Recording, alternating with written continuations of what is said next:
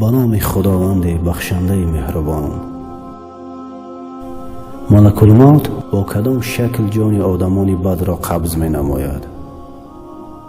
بار حضرت ابراهیم علیه السلام از فرشته مرگ عزراییل علیه السلام پرسید: آیا تو می توانی همان شکلی که با آن جان آدمانی بد را قبض می کنی به من نشان دهی؟ عزراییل علیه السلام به وی چنین جواب داد: نه، تو نمی توانی این را برداشت کرده. ولی حضرت ابراهیم علیه السلام گفت: من برداشت کرده می توانم، و مجبور ساخت او را تا که خواهشش را اجرا نماید. حضرت عزراییل علیه السلام گفت: اگر این طور باشد خوب شده است، رویت را به دیگر طرف گردان.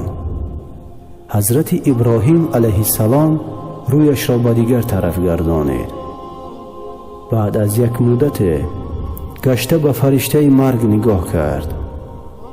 در نزد خودش مخلوق بدهیبت سیاه را دید که از سر و بدنش دود سیاه می ریخت که به اطراف بوی غلیظ پهن می کرد. مخلوقی که از دهان و بینیش علنگه آتش می برآمد. این حالت را دیده حضرت ابراهیم علیه السلام بیهوش شد و در همان جایی که ایستاده بود به زمین افتاد. بعد از چنده حضرت ابراهیم علیه السلام به هوش آمد. فرشته مرگ باشد به شکل اولیه خود برگشت.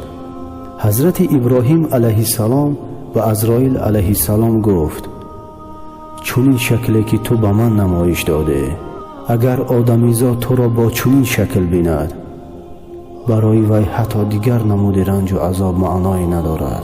تو را با چنین شکل دیدن خود یک عذاب و رنج است.